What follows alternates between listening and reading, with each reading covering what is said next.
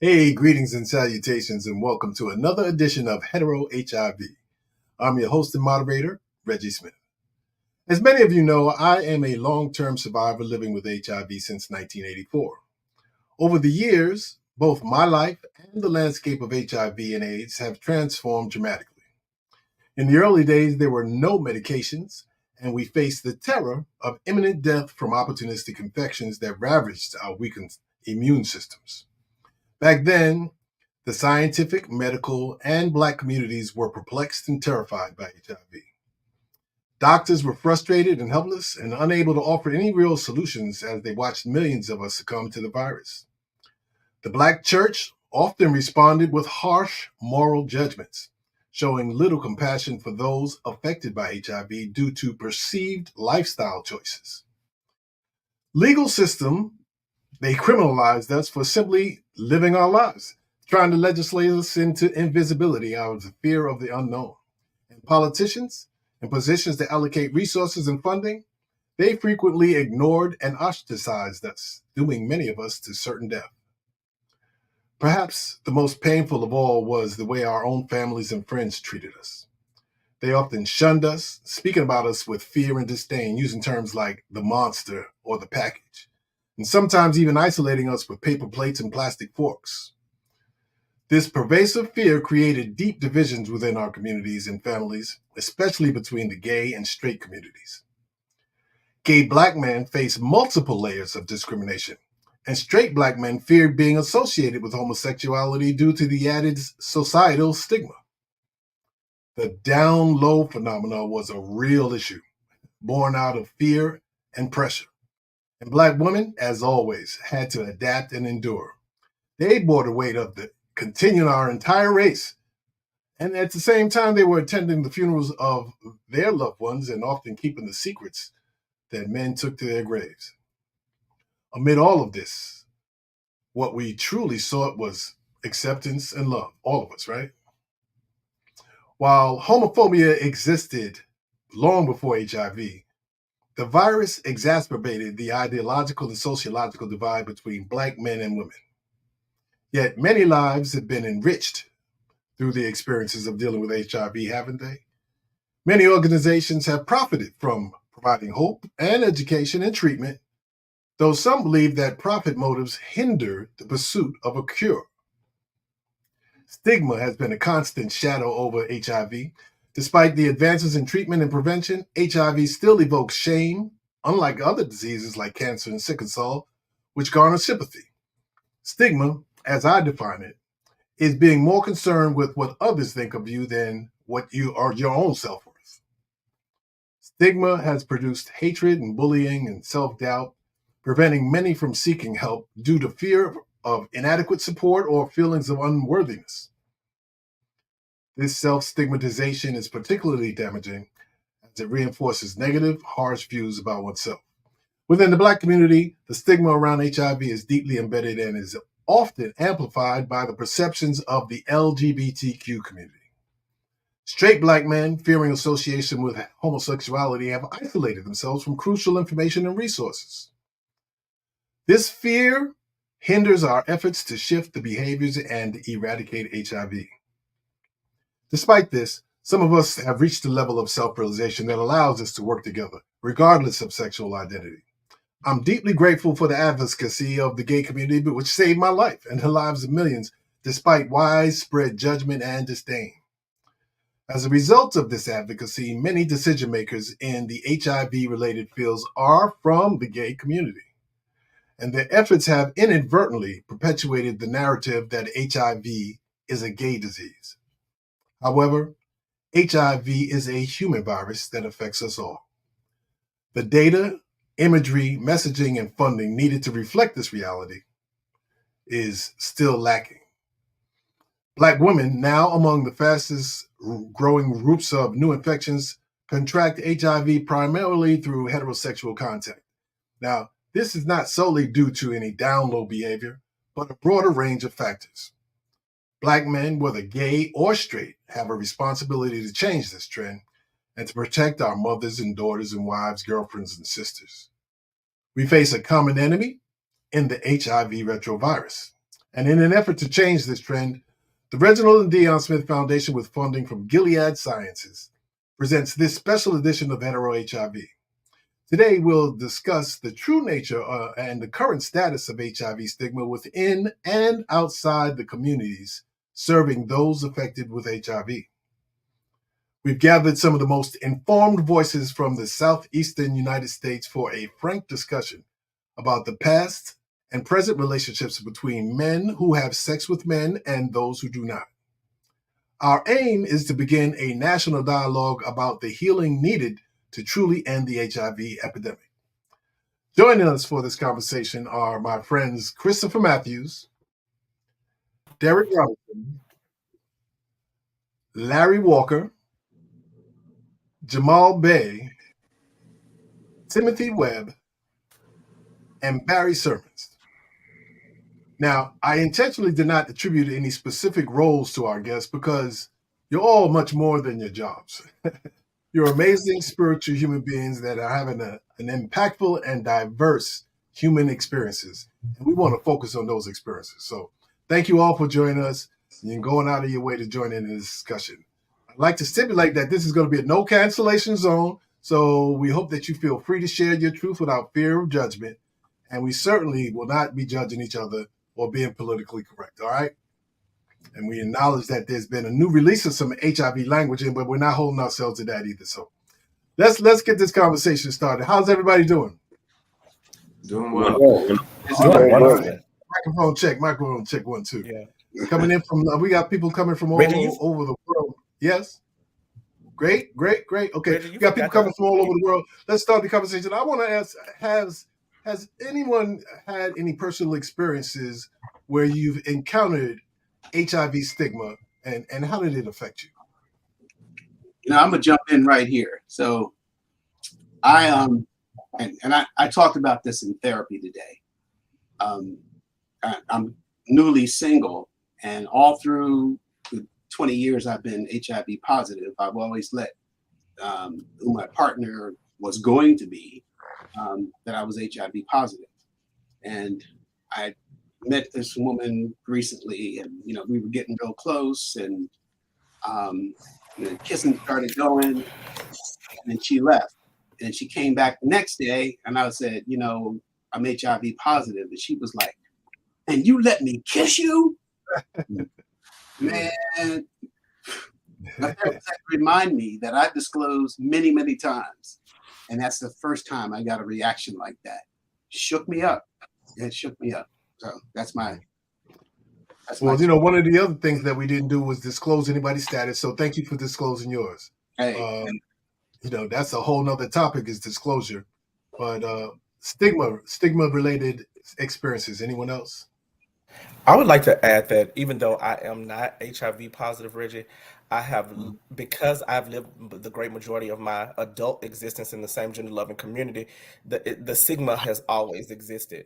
Where they came from, my parents' fear that my life would one day eventually make me or would end up leading to me becoming seropositive, or whether it was my own internal thoughts that this is because I did kind of come out late 90s, early 2000s, my own internal dialogue that said that it was inevitable for me to become positive because that's just the way life was, that people who were like me would just eventually become positive. So I think that stigma has always just existed, whether you're positive or not, in my community. And I think finding out that people were positive, the stigma would always deepen, right? Like, oh, you're positive. It's only recently that I think as a community, we've gotten to the space where we're starting to think like, hey, that doesn't matter. One way or another, we are just what we are. I think that probably has a lot to do with the medications and the fact that we're living longer as well. I think we probably need to level the playing field and find out what do you think? What is stigma? Because I don't know that it's as well defined. We say it a lot of times, but we may be thinking about different things. What is your definition of stigma, Larry? So my definition of stigma are those negative feelings or thoughts that are either applied to yourself, by yourself, communities, enacted by others who have misinformation or just negative views of a certain situation is not related to, or just solely relegated to HIV stigma. I feel like, you know, one of the main stigmas are racism, sexism, the isms, heterosexism, and things like that. But more specific to this conversation, I think that, you know, as people, as Chris said, you know, like growing in the age of HIV in certain communities, you know, you can experience HIV stigma regardless of your serostatus status. So what I'm hearing, Jamal, is that at the root of all stigma is judgment. Is that Yes. what you're hearing? Yes, and I agree. I agree with everything that Larry said. You know, I think for me though, as someone who is HIV negative, and have worked with HIV for a very long time, just the assumption, because I've worked with people that have HIV, it's assumed that either I'm HIV positive or that I'm gay. And so it's battling those types of misinformations and stigma that I've had to deal with throughout my career. So Timothy, I know that we've had some chats before, and briefly, and we agreed on one thing. That it's really about being human, isn't it? It's always about being human. I think that, you know, the fine line is that we need to lead from the human aspect first, and then everything else comes after that. And I think a lot of times we can't get past, oh, this person has this person's doing this. I'm like, we all human. We all need love. We all need caring for. We all need attention. You know, personally for me, when to go back to your other questions, like, you know, trying to have a kid right now, it's a lot. It's a lot. So stigmatizing. Even though I'm viral suppressed and I'm doing everything I've been doing, I've been viral suppressed for years. It's just been hard the last 3 years with trying to, you know, find someone, first of all, that would agree to have the kid, and then secondly, you know, saying when you find them, it's like, okay, now I got to tell you everything that's going on, and then you talking about that part. We have, you know, got pushback, a lot of pushback, you know, and a lot of people like, oh, I don't even believe that you're gay, I don't believe that you're this, I don't believe that, and it's just like, you know, you can't go by face judgment or book by what you see anymore, because I think the new, you know, kids on the block don't necessarily show their gayness out front, or they're even like wearing it on their shoulders now. It's like people are just regular people now. So it was before, you can look and say, hey, I could tell this person this, or I could tell this person that. It's like you can't even do that anymore. Right.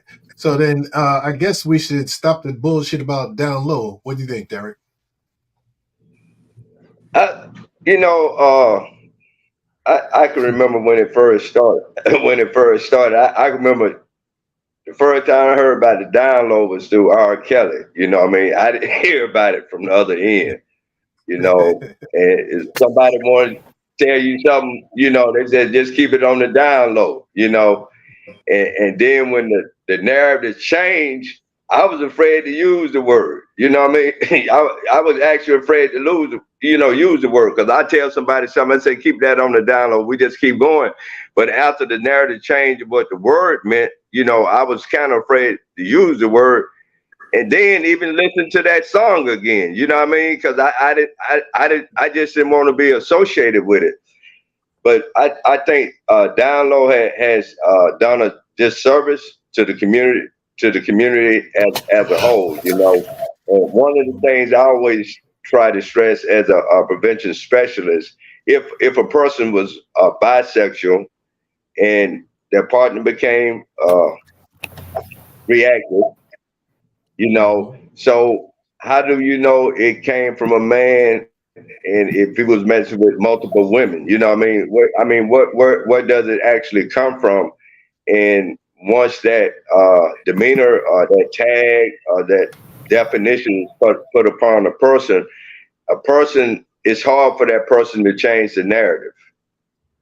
You know, even, you know, I work with successful returning citizens, and I know people that's been in prison, and in prison they do it this way. When they out, they do it that way. You know what I mean? But they always have to carry that definition. You know, I think it needs to be eliminated. You know, and it's cause of more hatred. I think hatred and stigma, because In the beginning, that was the blame of the spread of the virus because men were being bisexual, not that they were just having sex. You know, you said something that was real important, and that's you wouldn't even listen to the record because you didn't want to be seen as recognized in download. You know, a lot of straight men are not getting information because they don't want to be identified as gay. And I think that that's at the root of a lot of, because of the judgment surrounding it. And thank you, brothers, who have been living the lifestyle of men having sex with men and proudly, you know, because without you, we wouldn't be where we are now. But for some reason, you know, even if you're positive as a straight man, you know, your ass could be on fire and you won't go where the water's at because you don't want to see somebody, you don't want somebody to see you drinking. And I think that's kind of crazy. Why are we still having these problems? I mean, go ahead, Larry. No, I was gonna say I think that we can't underestimate the impact of stigma. You know, like, I mean, from the seat that we sit in as people who are out and proud about our statuses, helping prevent, you know, HIV, we have like a global lens. We have like a deeper lens. But I remember in 2007, you know, when I was getting the information about my status, my seropositive status, you know, the first stigma that I felt was that implied self-stigma. You know, there were certain people I wouldn't tell in my family, certain conversations I wasn't willing to have because I felt that certain folks wouldn't get it. And because I didn't have those conversations, certain of my family members, you know, have succumbed to HIV related illnesses. So like, I think that, you know, we just have to give folks a little grace. And just as Black men in general, we're not getting tested for a lot of things. You know, we don't have that healthy relationship with the medical industrial complex. And that's because of a really nuanced history with the medical industrial complex. You know what I mean? So like, if we're going to be helpful in getting folks across that line, we have to honor all of the barriers. You know what I mean? And of course, some of that is with us, but it's not unfounded, right? Like, it comes from a real place. And it's when we start to like excavate and chip at that, away at that real place and honor, like, yo, you scared to get tested. And it's probably because of some, you know, homophobia, some stigma related to people living with HIV, but it's also probably related to the history that Black people have had with the medical industrial complex, and really start creating that, like you did with this show, Reggie, you know, creating that bravery that, look, you know, whatever it is, I'm going to love you regardless of that. And we're going to get through that together, because stigma and shame are expressed, and fear centered around, like, you know, chronic illnesses, not just HIV, are real. You know, my dad died of prostate cancer. Prostate cancer is one of the most treatable cancers, but he's a straight man. He didn't want to, you know, the doctor to be up in his butt, and he didn't, you know, feel emboldened to have this conversation, you know, so he succumbed to prostate cancer. So there's a lot of stigmas around, like, Black men in the medical health industrial complex. So we have to really kind of chip away at those fears. And it's based in trauma and a lot of things. But what we have, because I've watched our own evolution as well. And so some of us have evolved into, for the first 14, 15 years, I didn't disclose. And it really is in the context of where we are with the virus. You know, things have changed. They have evolved. And so it's easier now for me to disclose. But we want to make it easier for everyone. And I know that a lot of us are advocates and working in the field, and we have some impact as to how the messaging is going to be done. And our first inclination is towards self-preservation. But I think that we need to maybe be more broad in the way that we approach it, so that we bring everyone into the conversation. And we're going to do exactly that and discuss that a little bit. And I'm going to lead back off with Christopher while we have you. When we come back, I want to talk a little bit about who's controlling the money and the messaging around HIV.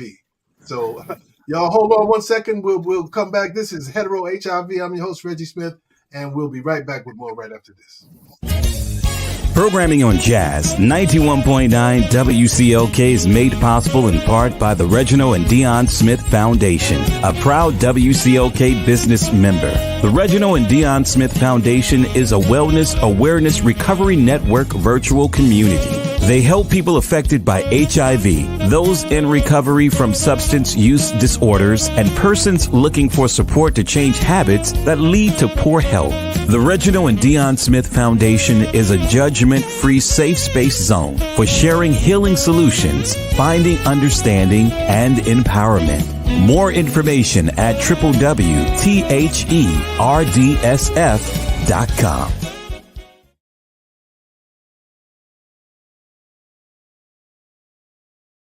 Let's dive into something important, and that's PrEP by B Brand. I know it's not your typical conversation, but it is crucial for your well-being. So PrEP is like an insurance policy, but for your sexual health. It's a one-time tablet that you take within 3 days of having unprotected sex. It provides protection against chlamydia, gonorrhea, and syphilis, helping you stay safe. Yes, that's right. Plus, this product has gained recognition and trust in reputable publications such as CNN, the New York Times, and Forbes. Even health departments in progressive cities such as San Francisco distribute it to help lower the rise in STD rates. So whether you're just enjoying your social life or preparing for the unexpected, PrEP is there to support you. So stay informed, stay protected, and keep your health the top priority with PrEP by B Brand.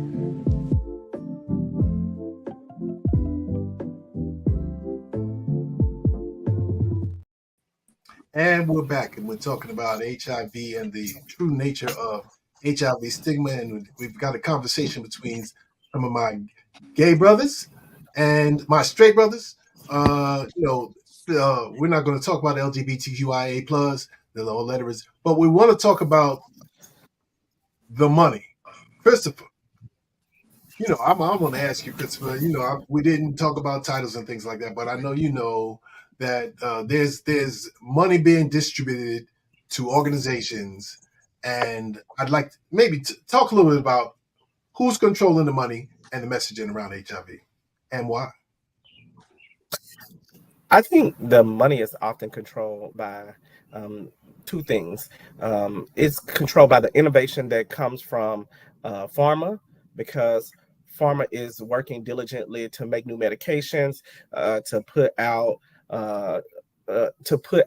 new things to address the issues, but then it's also controlled about the feds, right? Because the feds are initiating new research, they're doing the long-term studies or paying for those long-term studies, they're feeding money down through the states,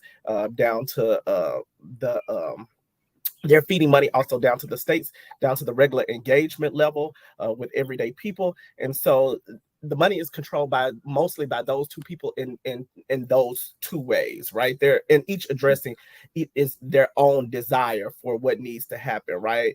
Pharma is always trying to, for lack of better terms, pharma exists to make money. I mean, they are doing the community a good, but they're also trying to make money, and so they're pushing videos and community engagement, et cetera, so that they are better able to address the needs of the people who they're serving. And then we have the feds who are also trying to address the community good, and they're also trying to push their dollars where they want to go. I think the problem with it is, the good thing about it is that there is money. Money does exist, and there is always innovation on the horizon.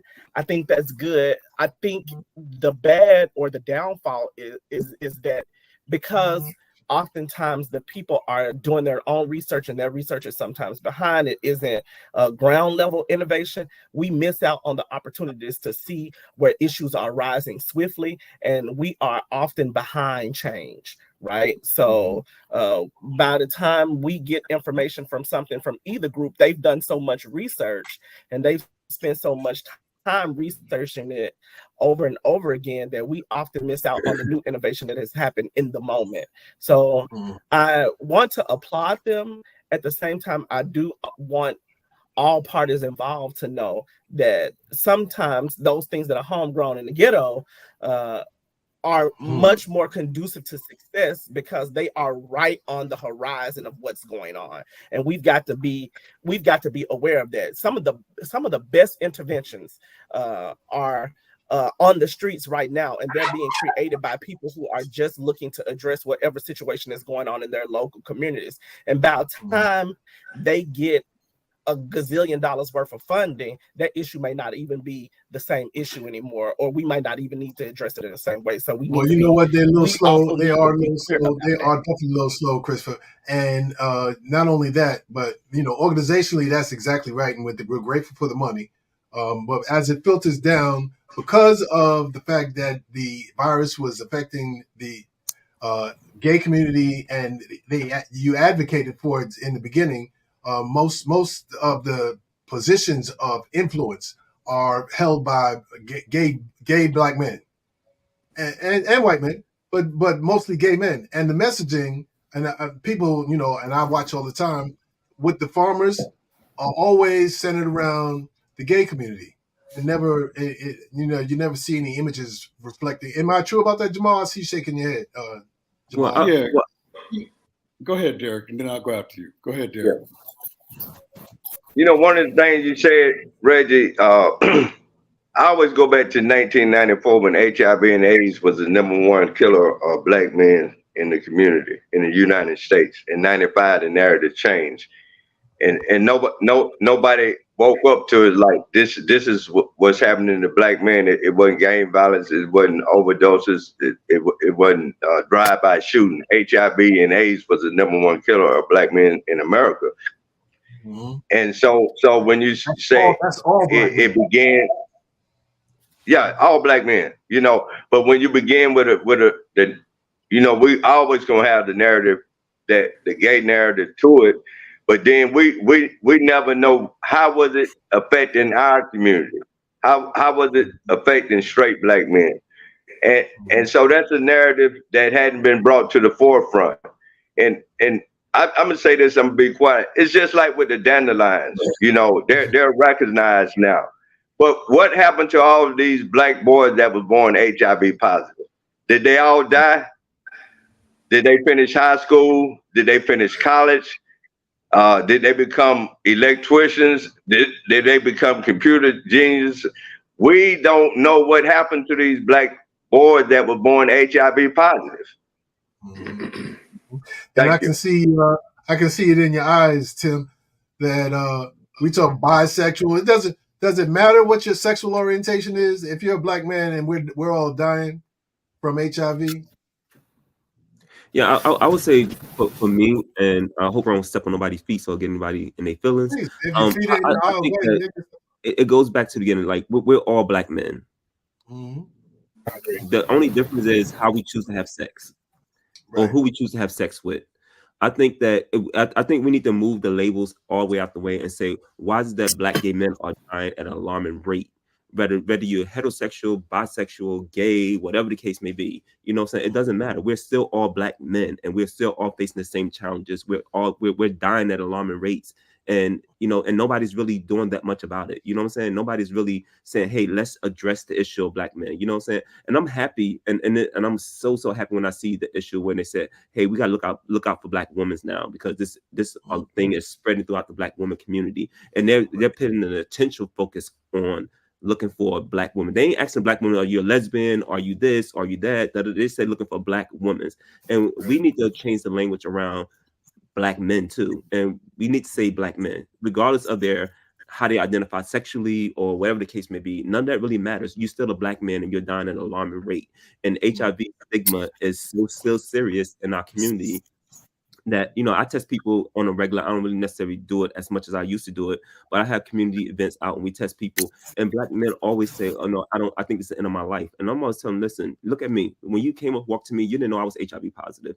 I've been living with this HIV virus for a long time, and I'm thriving and surviving and making my life. So there is an opportunity. You know what I'm saying? There's some things you may have to do differently. Yeah, you have to disclose and do all these other things, but you are still a black man and you still have power. You are king. You know what I'm saying? We got to start talking in those type of languages and uplifting each other. And regardless of where they at on the spectrum, whether they gay or straight, whatever the case may be, you're a black man first, right.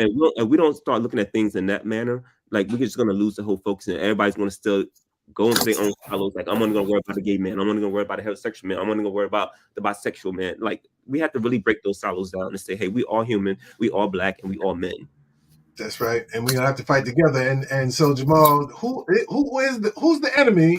And what do we need to do to defeat it?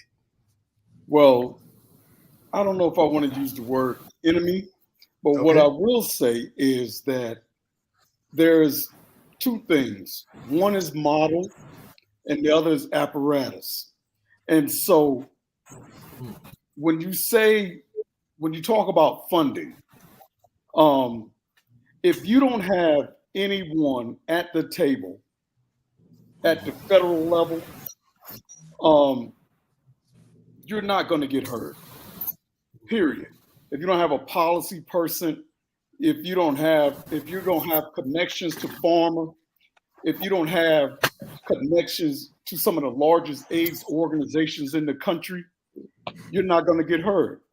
You know, the first funding for communities of color actually came from Black gay men in the 90s. And what Black gay men or men who are gay who identify as Black have been successful about is following a model or apparatus that was inherited from white gay men. And so when you have a person at the federal level, when you have organizations that solely keep your narrative out there, that's where the funding is being directed.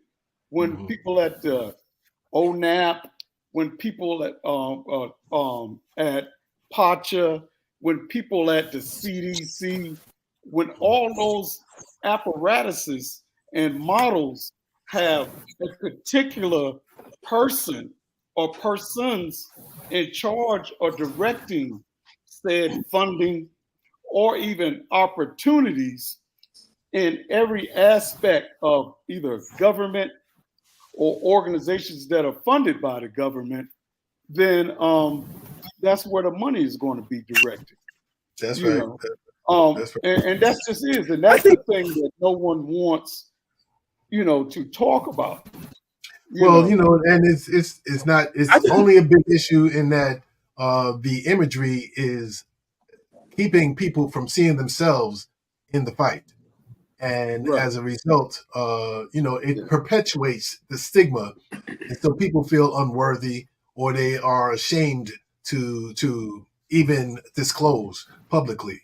And, I just want to publicly, thank Christopher, because I know that he was sitting, I don't know if he was at the head of the table or where he was at the table, but he saw some efficacy in what the Reginald Dion Smith Foundation was trying to do around heterosexuals and the need for us to all be at the table in order to end the epidemic. So I just want to thank you on that. And Barry, you and I are, versed in communications, and we know that with digitally now, the way things are, you don't have to have a lot of money in order to bring a message. This message is being brought to you now. and it doesn't take a lot. It just takes the will of the people. And so I want to thank all of y'all for being here. Barry, what can we do to shift the imagery and the messaging around HIV from a guerrilla standpoint? Well, first I need to acknowledge something before when you said, oh, not everybody's going to disclose. So I've known you for, I don't know, a whole bunch of years, and you've been encouraging me to be an advocate. So now I am, and the cat is out of the bag. But for me, I think that's the way I do it. For me as a guerrilla is to be willing to tell people or to disclose or be not really public, but I have a little antenna in here and it says, now is the time for you to tell somebody. And then the other thing I do is I advocate with everybody across the board. I believe in advocating for people living with HIV, period. Not one group or that group. and I've been in Washington, D.C. advocating for healthcare and civil rights, for the last 8 or 9 years, since I was no longer afraid if people knew. Mm-hmm. What I'm really afraid of is my cousins or people that I know becoming positive because they didn't know. Just right. Like, I have friends and cousins and people who are affected by drugs and alcohol, and they all know that Barry's clean. So that's how I do it. Each one teach one, each one touch one. I used to be involved with organizations, but what I have found is there's a shift from taking care of people with HIV to the business of HIV. So you hit a point there. Go ahead, Christopher, before we go to break.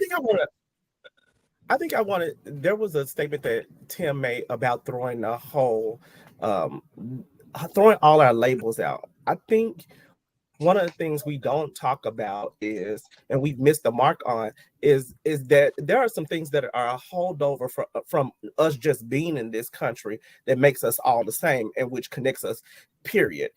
Black men were hypersexualized from the days of plantation time, right? And so that has held over years and years in. We are this far removed from being on a plantation, and yet hypersexuality, the tenets of hypersexuality that existed from that time still hold over now. I remember being a very young boy. My father never told me to settle down with anybody. He told me to get out here and have a few experiences, and then when I was ready, then I could find somebody who was pretty decent. Little girls aren't socialized like that. They're socialized to be emotional, be connected very early on. We're socialized often to explore sexually. And so when we are having these conversations, we want to make it a black and white thing, like, oh, this is gay sex, this is heterosexual sex, when really there is an amount of exploration that exists for us as Black men, period, when it comes to sex. Most of the time, most of us have, by the time we reach maturity, we've had a multitude of sexual partners. And for some of us, we still, while we have a partner, have a multitude of sexual partners. So right. We can't have this conversation and separate us out without also talking about the impact that exists from that holdover, from the systematic oppression that exists from us, even from and the plantation psychology that has brought us to this moment. We're prone to be having more sex. And in a variety of ways, because that's how we were socialized on the plantation, to have a lot of it and to have it on demand, and when somebody else wanted to enjoy it, whether they wanted to be watching and enjoy it. And so we don't talk about that, and we leave that out of the conversation. We want to talk about the impact of having that sex, but we don't want to talk about how we got here, and we don't want to talk about how it is affecting us all. So I just want to add that to the conversation. I'm glad you did contextualize it. And that's just I think the next level. I think the next level after that is the energetic part of having an orgasm. Just having an orgasm for me was about still in my mind and trying, and it's the one time when I'm not thinking and I can get closer to heaven. So I think, finding God and finding a way out of here is the next level. But contextually, we all do bring that Black trauma into it. And whatever we bring into it, it's affecting our Black women, our sisters, our mothers, because no matter what, the one thing we all have in common is we all have a mother, I would like to say. And I'd like to talk a little bit more about that on the other side as we start talking about some solutions. But let's take a break. Let's take a break and pay a little homage to our mothers and sisters, and with a message to Black women. And we'll come back right after this.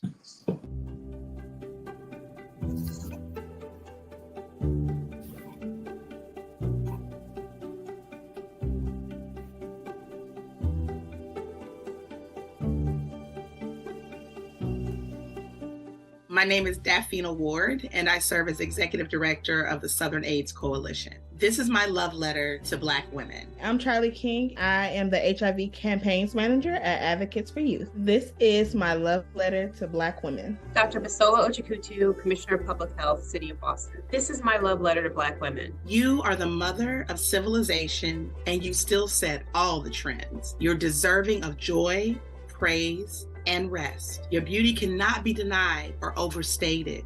You get to dream as big as you want and reach for the stars. We're often told that we aren't worthy and we shouldn't be in certain places, but we belong in every place and every space. For too long, Black women have been disproportionately impacted by HIV and other sexually transmitted infections. For too long, the development of interventions that provide Black women with the knowledge to protect ourselves has largely been ignored. It is time for renewed prioritization of Black women's sexual health, including our HIV prevention needs. My name is Reuben Warren, recently retired from Tuskegee University as Director of the National Center for Bioethics and Research in Healthcare. This is my love letter to Black women. My name is Letitia Lopre. I'm an associate professor in the Department of Medicine at the University of Alabama at Birmingham. This is my love letter to Black women. Leisha McKinley Beach, the Atlanta Black Women Leaders on PrEP. This is my love letter to Black women. Dear beautiful queens, thank you. They're the only two words that come to mind when I think about the sacrifice, the compassion that you have given to the HIV workforce. Thank you. It is hard, as it's been in all points in time, to be a Black woman, especially in America. You are the beginning and the end. You are everything. You have not been given credit for what you've done, but history will reflect the value, the brilliance, and the contributions that you've made to humanity. I still love the fact that I get to be a Black woman in America. I feel like we come from a group of women who were trailblazers. They were pillars in their community. They were oftentimes the people who everyone turned to when they needed strength, when they needed love, and they needed laughter, and those things haven't changed. Thank you for never letting your guard down, for opportunities to ensure better health care, for opportunities to ensure equal access to HIV prevention. My name is Reggie Smith. I am the Executive Director of the Reginald and Dion Smith Foundation. This is my love letter to Black women. Hi, I'm Rashida Chandler. I'm an associate professor at Emory University in the School of Nursing. This is my love letter to Black women. I've been diagnosed HIV positive for almost 40 years, and I've been married to a courageous Black woman for almost all of that time, and she remains HIV negative. I want you to know that I represent the majority of Black men who vow to love and protect you under any circumstances having to do with HIV and beyond. Dear Black women, we are enough, we are beautiful, we are unique, but together complete. We will overcome someday, starting today, and our health and wellness is one way. We admire you and we pray for your forgiveness as we come together as a community and a family to end the HIV epidemic, because love is love. When it comes to caring for others like our children, fathers, family, and mothers, promise me we will squeeze ourselves in every now and then, even encouraging the same of a friend. The health of Black women must be made a priority. I care, and so should you. I think this is also our time to build and unite our community. You have a community of other Black women that are standing behind you, so reach out and form your village. We have influenced every systemic institution. Let's be and remain optimally fit, sis. And I seal this letter with a big hug and kiss. Thank you for your tears, those that were of sorrow and those that were of great joy. Love yourself. You are worthy, and dream big. Walk in your abundance without apology. I'm so proud to be a father, a husband, and a son of Black women. Just know that all your work and your service has not been in vain. Thank you.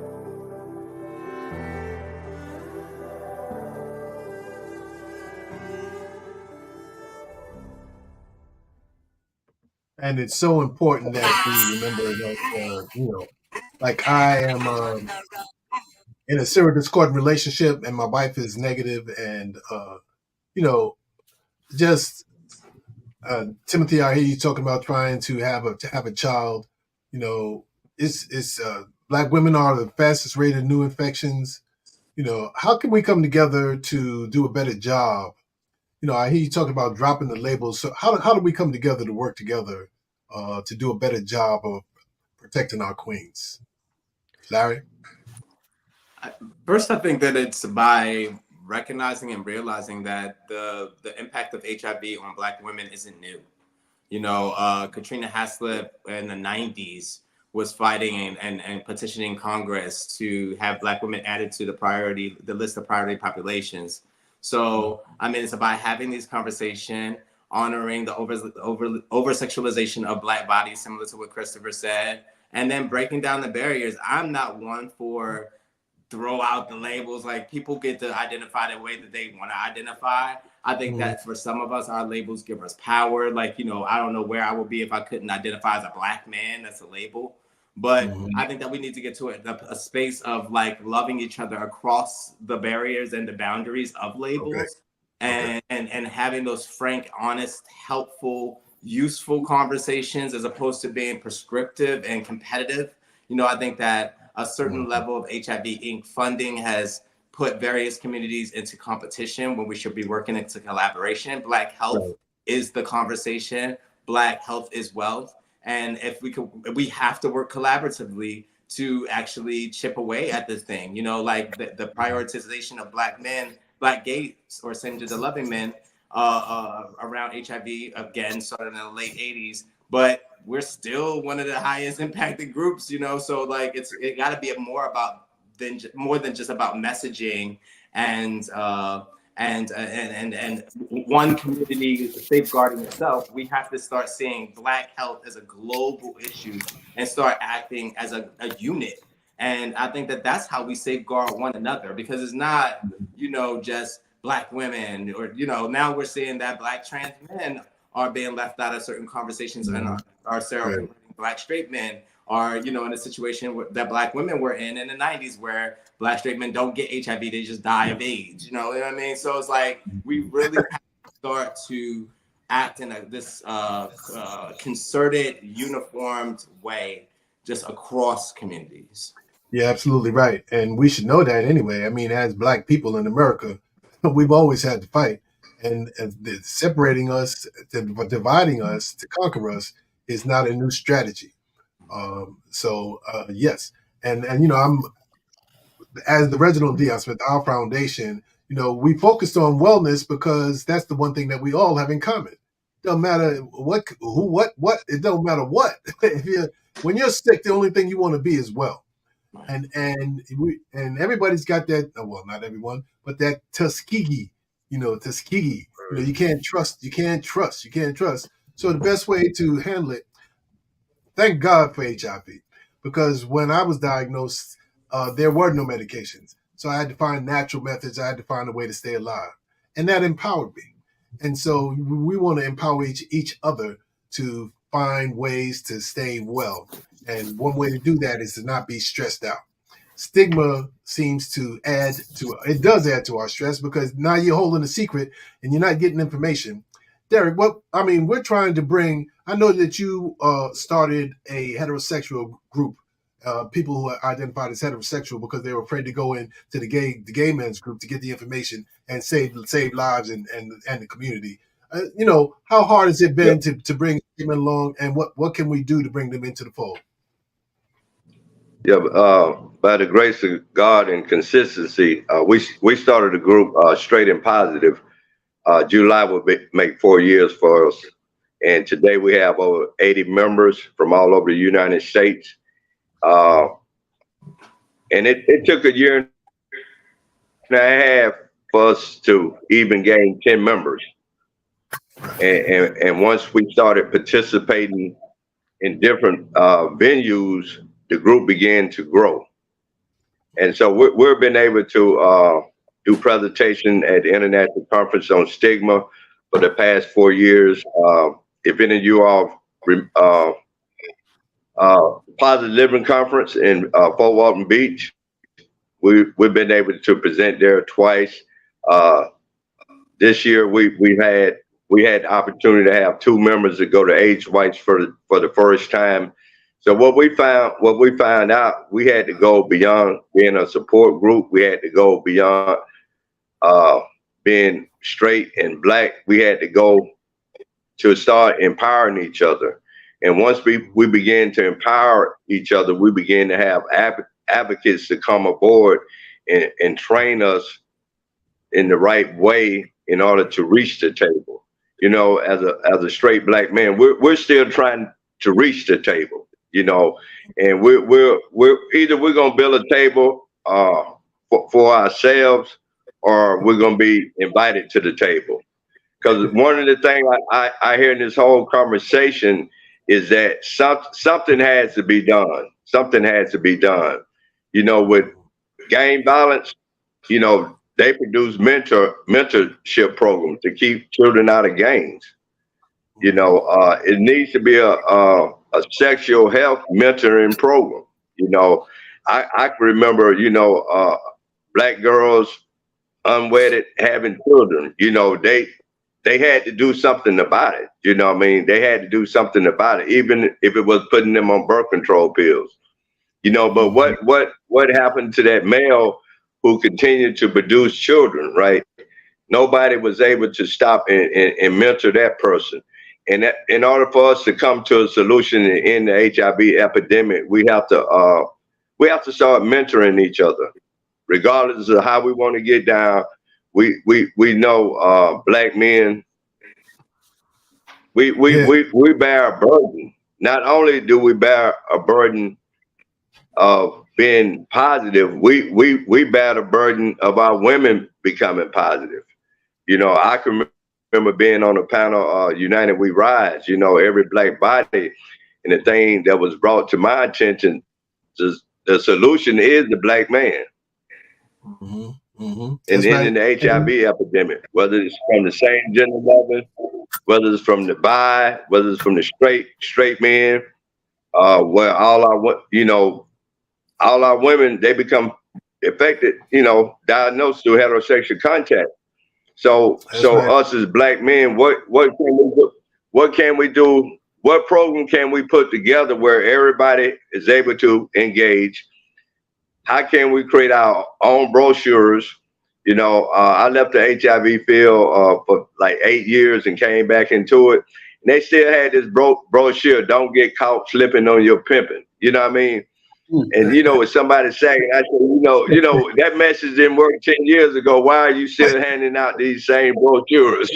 You know, but then when it says don't get caught slipping on your pimping, and we know pimping don't even exist no more. It's sex trafficking. And you end up with 60 years. You know, I have a lot of young black men, you know, thought it was a joke, but they doing 60 and 80 years in prison now for sex trafficking. And I say, you can listen to all the music you want to. It ain't pimping no more. It's sex trafficking. Mm-hmm. That's right. And they're going to treat you accordingly. But we have to get together as black men, find a solution. And Reggie didn't know what I was talking about. I know Larry knows what I was talking about. One day I said, Reggie, this is the Atlanta Compromise. He said, that's some Civil War stuff. I said, no, that's not Civil War stuff. You know, if you ever go into the Atlanta Compromise, it was two different mindsets coming together and saying something has to be done to uplift our people. You put a lot of heat on Atlanta Compromise. Something power. Putting a lot of heat on that microphone, Derek. And I agree with you that we definitely do need to put together a compromise. And that's why we're starting this conversation. You know, and we're not the only ones that want to be in this conversation. It's just that you are in my immediate circle, and you're the ones that the universe brought together. You know, I think that we definitely need an alliance for a narrative change. And that narrative change is being actually formulated through us, and for us to work together. And this won't be the last time that we have this conversation, if it's cool with y'all, but we do have a limit of time right now. I'm glad that everyone had an opportunity to contribute. And the next time, we'll bring some other folks to the table, and we're going to do this some more. I know that we're all working at different organizations. So I'm going to ask you, raise your right hand and take a pledge that we will continue this conversation, and we'll do something more concrete together. We'll continue to create an alliance for narrative change and work together to bring everybody to the table so that we can save all our folks from HIV and beyond. Is that cool? Ashe. Cool. All right. Ashe. Hey, I want to thank everybody to do my best, to do my duty to God and my country. My country, huh? That's the Boy Scout in me. I'm sorry. Oh yeah, you took it over the cliff, man. You will. So I want to thank Christopher Matthews Jr., Larry Scott Walker, Barry Sermons, Jamal Bay, Timothy Webb, and Derek Robinson for being a part of this roundtable. And I thank all the people that provided the energy that let us know that this is a conversation that need to be had. This is just the tip of the iceberg. We can go much deeper, and we will. Okay, so this HeteroHIV, let's do the giveaway. If you're in the room, you got an opportunity to win $100. $100 each and every time we do this program. So let's do the giveaway, Matt. See who wins $100 this month. Hit it. Round and round and round we go. Don't stop on my name, and that'll work for me. I can use that on it. Oh, Lamar Yarbrough. What's up, Lamar? All right, that works. Lamar Yarbrough is our winner of the $100 for joining us here at HeteroHIV. Thank you for being here. Thank everybody who's joining us wherever you're joining us, be it in social media. It's been loads of fun, but we got to run. I'll see you on the other side of the moon. I want to give much love to and thanks to Gilead Sciences for the funding and supporting this series. I also want to thank our team, Ty Freeman and Tanisha Baker, for their help during this web show. Thanks to the wonderful producer, Matt Schick, who's running my stream. And special thanks to all those who participated in the program for being here. As promised, we gave away the $100, and we're here every last Thursday of the month. You can find us on demand. We'll be here at 5:30 every last Thursday of the month. We encourage you to join our Wellness Awareness Recovery Network, which is a virtual community that's a safe space for sharing healing solutions. Our contact information will be on the screen after the closing credits, so stick around for that. One of my heroes, Harriet Tubman, said she freed hundreds of slaves, but she could have freed thousands more had they only known they were slaves.